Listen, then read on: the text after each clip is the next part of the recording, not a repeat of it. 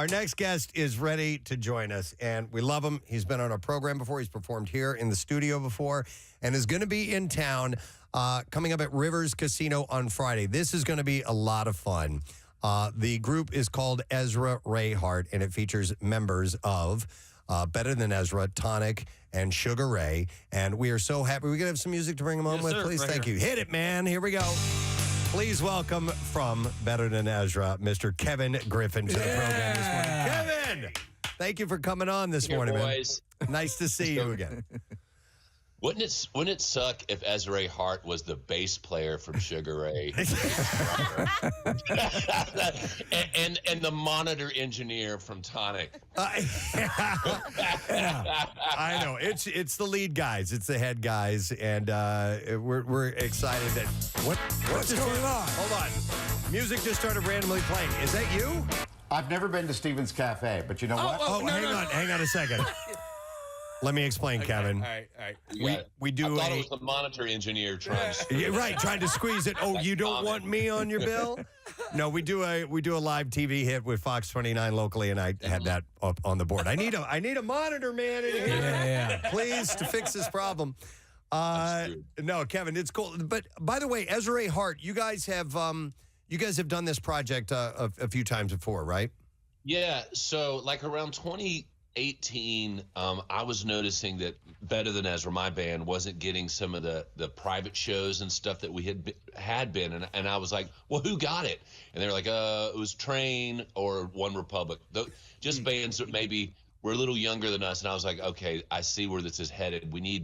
I need to form an unstoppable private show juggernaut, and I called Mark McGrath from Sugar Ray, the singer, who's always up for something fun, and Emerson from Tonic. And so we started doing some kind of privates, where they fly you to Cabo or Vegas for, some show. And we had so much fun doing it. We're like, man, this is like, we enjoy this as much as our own bands. So we started doing, hard tickets, type shows here and there. And now we're doing a full-blown 90s hits and Christmas riffs tour that we're bringing Friday night to Rivers Casino in Philly. These shows are becoming really kind of the go-to shows, because you're going to get a guaranteed conga line of music that you know. The holiday thing is really cool. Now, technically, Kevin, does this qualify as a super group? We're hesitant in the Council of Rock, which is in Hershey, Pennsylvania. Yes, I know that's where the home office is. You're usually counseled against pulling out the moniker supergroup, but in this instance, supergroup is apropos. It's apropos. Yeah, there used to be a term that we get thrown around a lot. You hear supergroups, but I love the fact you have a rich history. The band does, and all the participants have been at this and successfully so for a long while. And it seems like you get in a pocket and a groove. Like, we're digging this. Your fan base is loyal.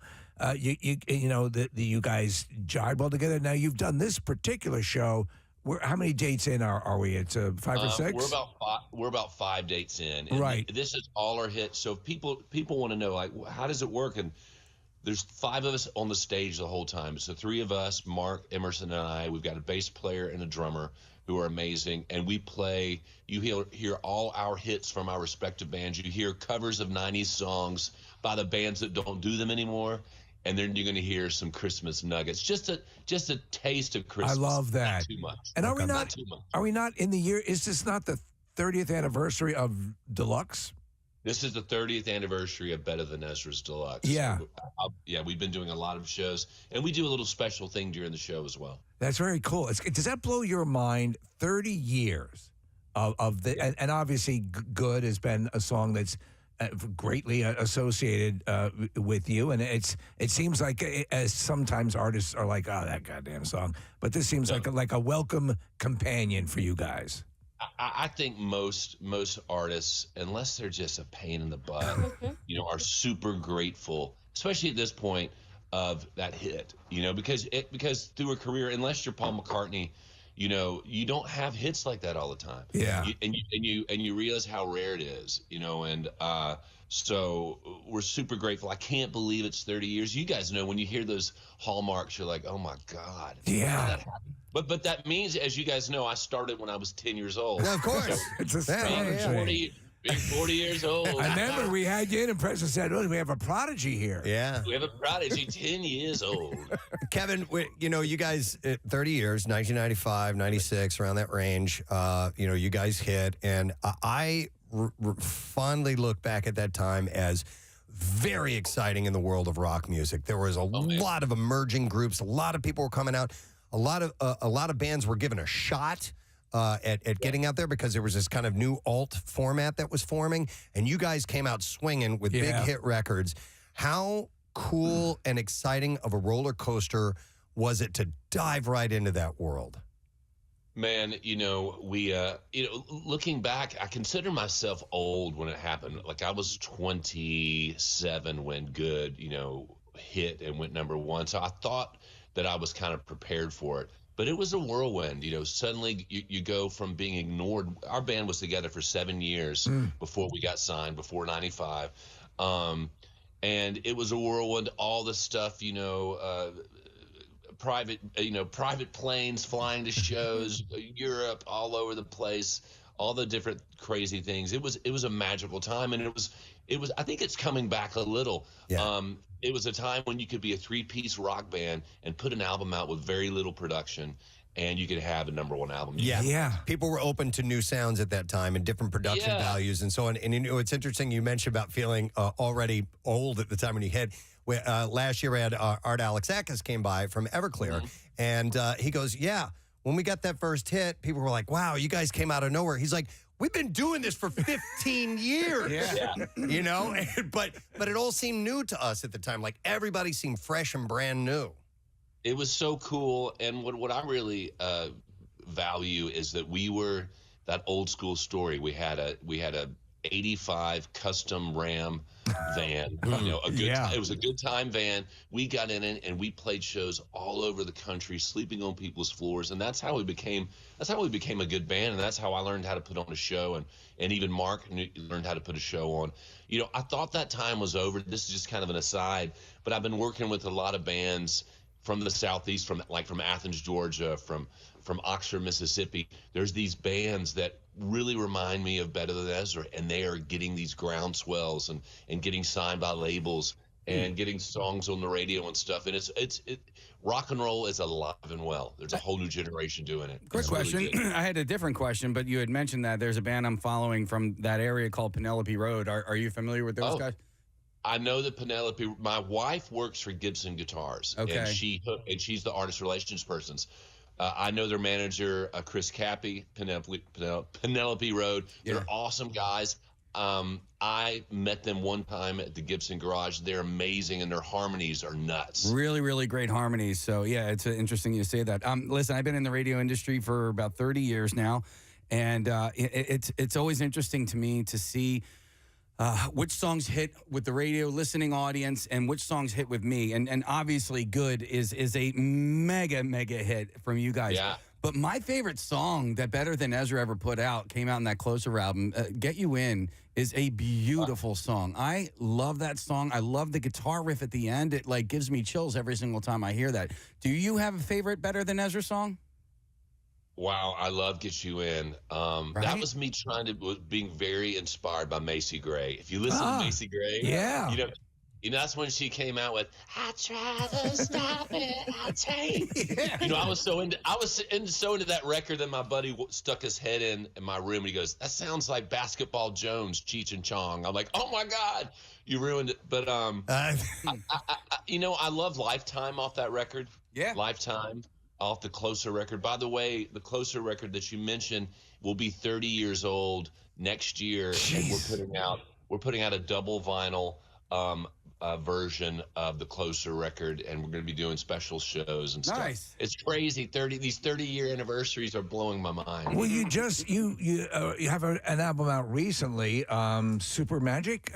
Super Magic. Right. Yeah, so when you're and it was 10 years. When this came out before the last, we put singles out, but I don't know why we waited 10 years. You know why? Ezra Ray Hart. Let me ask you to the point we started with earlier, and we were talking about this earlier in the conversation. Preston mentioned we do this cut in with the local Fox network, and about how a lot of the songs that ended up in the, I guess it was the Spotify or Apple lists for a lot of people, they were released in 2024. Like there really was not a lot that people were listening to, the top ones from 2025. And Preston raised the point, I think it's a valid one, is that the days of the album release, the event, we still do it here in rock. Marissa on the show was pointing out that the new Foo Fighters is dropping, or what, and then there was a sense of excitement. In the mad rush to be able to release singles, are we losing the joy and the energy of the album release? Do you think any of that has any merit? It depends on who you talk to. Some bands are like, man, what's the point of putting out an album? It costs so much to make. Right. Even if you're doing it, like this is my studio. We make our records here. I do a lot of records here for other bands, but it still costs a lot of money when at the end of the day, mixing, mastering, a great engineer, so a lot of bands are like, just put singles out, man. People don't appreciate the album anymore. That said, plenty of fans do. I do. And I know I do as well. So I think that 10 years between Better Than Ezra putting out records was us trying to wrap our heads around how are we going to proceed in the future. And when you're in a band like Better Than Ezra, again, like if you're not Coldplay or something, you're not going to put an album out and it's going to go triple platinum, So you got to figure out, why am I putting an album out? What's the reason I'm doing it? It's not, back in the day, it was like to have another platinum album, but now it's like, really, it's to keep your fans interested, to keep them engaged, to keep yourself engaged in the music, and to have the fun, kind of the purity of the joy of putting out an album and making a cool cover and the liner notes and stuff. So we're going to be putting out new music, a new album next year, Better Than Ezra is. But your motivation changes. Now it's come full circle for us. Now we started off wanting to play live, building that live audience, and that's kind of full circle. Now we play live. And man, we have more fun playing live, doing live shows than ever before. I think the shows are better.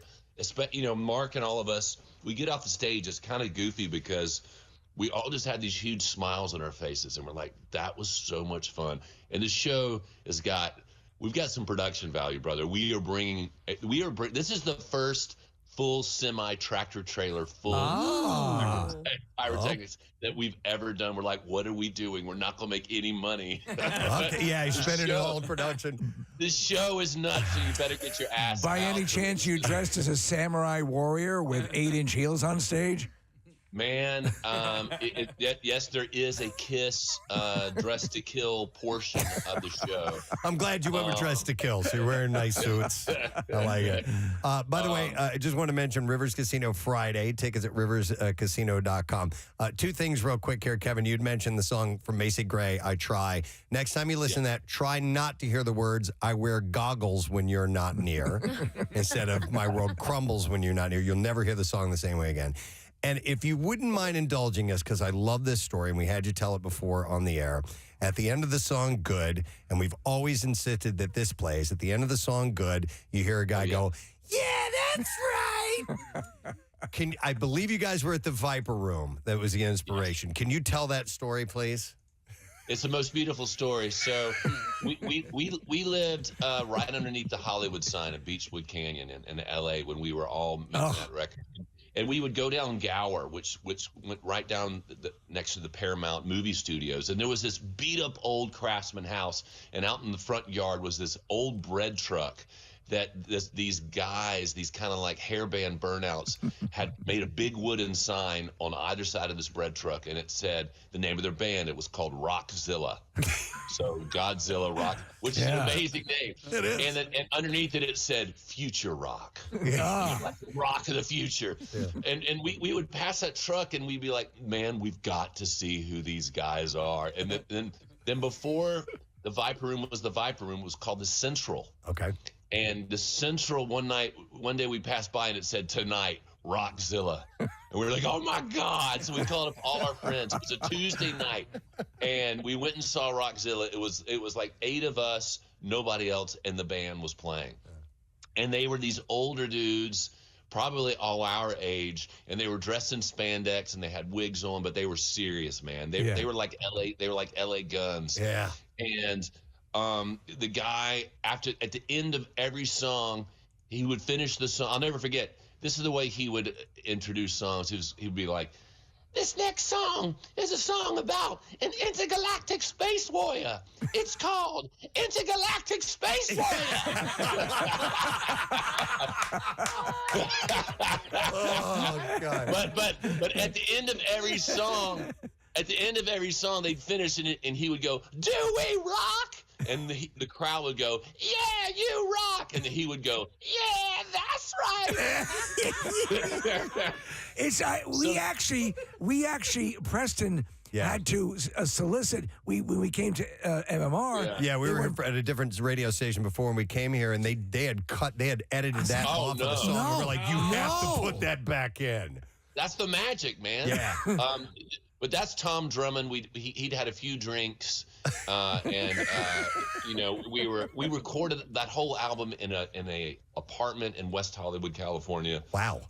We ran the cables to the Marshall amplifier down in that old van that was parked out in the street.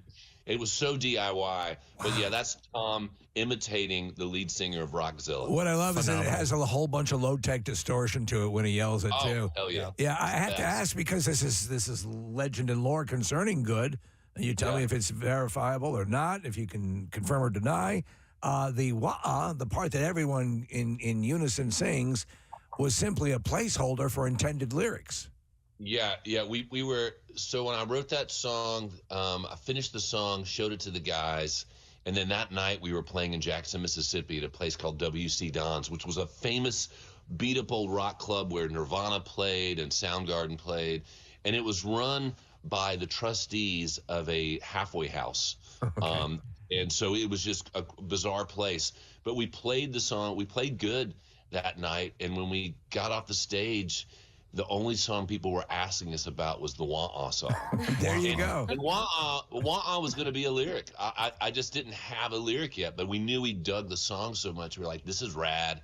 And so I was like, oh my God, I'm going to be stuck singing Wah-Ah the rest of my life. I didn't know it then. But, my friends, hopefully you get to have friends in your life that you've known since high school or college, right. who give you crap. They don't let you have any attitude. So my friends are that way. And like if I say something stupid or I stumble when I walk into a restaurant, over a rug or something, all of them go, wah-ah. Kevin, that's how they give me shit. How long have you known Mark and Emerson? How far back do you guys go? I've known those guys since like 96. I met Mark McGrath when Better Than Ezra played in 1994. Wow. Actually, at the Troubadour, man.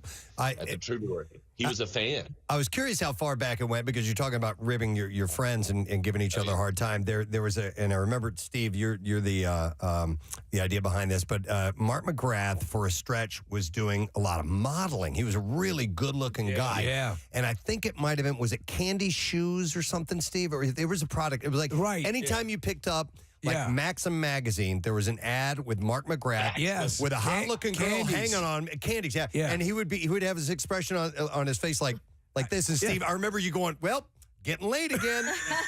Guess I'm getting late. Guess I'm getting late. Whoopsie-doo. Dude, McGrath was this unicorn, man. He was like the guy of the 90s, and he proudly wears that crown, and he has. We can't share them. Here's the deal. You're going to come to our show. Both of you guys are coming to our show to Friday night. All right. You're going to introduce us, and we're going to get Mark McGrath to tell you some of the craziest stories. You think of some starlet or actress from the 90s, Mark McGrath has a story. I have no doubt. And then he was what, extra or whatever. He was the co-host of for the longest time. Let me ask you this, because Better Than Ezra fits so prominently in a weird pop culture realm, and I think it all kicked in with the classic Norm Macdonald, Weekend Update. Ezra, Better Than Ezra, the Jim Downey, the writer who wrote, with Norm Macdonald on that's become iconic. But we actually talked. We talked to a comedian recently, Jared Freed, and we were talking about he basically invoked, where he was, and he says, "I'm better than Ezra." So. we said, that should be the same way you have a scale for earthquakes and tornadoes. For human well-being, it should be the Ezra scale. Right? It makes sense. Are you better than Ezra today, or what is your status? What is your? You know what, dude? The name is it's a good name. Yeah, it is a good name because it rolls off the tongue. It sticks in your head. It's still different. When we named our band, there was nobody named Ezra. Of course, Vampire Weekend, Ezra Koenig, and some other Ezras. Yeah. Ezra, the fact that Saturday Night Live, we've been a fixture on Saturday Night Live since Norm Macdonald. But last year in the cold opening, they had the guy that plays Trump. Yeah. And he mentioned you. He goes, I'm better than Lincoln. I'm better than Washington. And quite frankly, I'm better than Ezra. That's wonderful. So if in 2024, I know we're in 2025, but I'm referring to last year, if you could still be a name, a phrase that people can say and they know what it's the joke, or if it's even relevant, is a pretty big accomplishment. That's awesome. So we love it. We dig it. We're more grateful about the band and our history than ever before, man. So I'm diving into your set list, and this is how I can tell how much fun you're having. You're not playing the same set every night. You're diving into some great 90s songs, Semi-Charmed Life, What I Got. I'm looking for Sugar Ray RPM, which is one of my favorites, but I'm not seeing it. But I need to know about the Kevin Dave Matthews impression that you drop into Desperately Wanting. Well, I've always been kind of a mimic. Most bands start off your cover band, right? Right. And so I got really good at when we would cover the Smiths or REM. Doing my imitation of them. And so during the show, I do this kind of, Stranger Things when Eleven moves stuff with her mind. Yeah. I do this thing where I channel the chubby spirit of Dave Matthews into my slender frame, and Dave Matthews takes over. And can you give us a taste? I don't know. I saw you looking for a guitar there. Look at my dog. This is my studio. My dog is so pissed off. Looks like Lucy. Yeah. He is not. He hasn't gone out. Let's see. Let me grab my guitar. All right, he needs to grab a guitar. He's moving to the back of the studio. I saw him turn around when you mentioned that, Marissa. I'm like, he's looking for an instrument to play, so he's going to go grab an acoustic. Out. All right. This is a one-off guitar that my wife at Gibson made for Dwight Yoakam. Wow. No kidding. The great Dwight Yoakam. The Golden State. Nice. Yeah, he thought the pick guard was too white for the trim, so he goes, I don't want it. And I was like, I'll take it. Wonderful. Nice. So, we break down. So we have a breakdown in Desperately Wanting. And then Dave Matthews takes over. Okay. This is the part of the song. It's plausible. Dave Matthews is on the radio at WMMR. This is the part of the song. Don't drink the water. I'm smarting. That's just a taste. Yes. Well done. Well done. Brilliant, man. Yeah. Oh my God, fantastic. That's just a taste of the joy. Yes. You're gonna get. No, we have no doubt. A lot of fun, and you've got some really talented, gregarious people who have a rich song catalogs, all of you, to bring to the event. So and some holiday music. Holiday music. Yeah, it's going to be excellent. Yeah. All right. So and yeah, it's amazing. Rivers you can't give away the gags because you got to go see. Yeah. All right, Rivers Casino on Friday night, and Mark McGrath will be there, obviously, of Sugar Ray, and Emerson Hart of Tonic. But Kevin, it is so great to catch up with you, man. Thank you, and continued success. We love you so much, and we'll catch up soon, okay? Guys, thank you so much. Thanks for all the support. Absolutely. Kevin Griffin, guys. Of course, Better Than Ezra.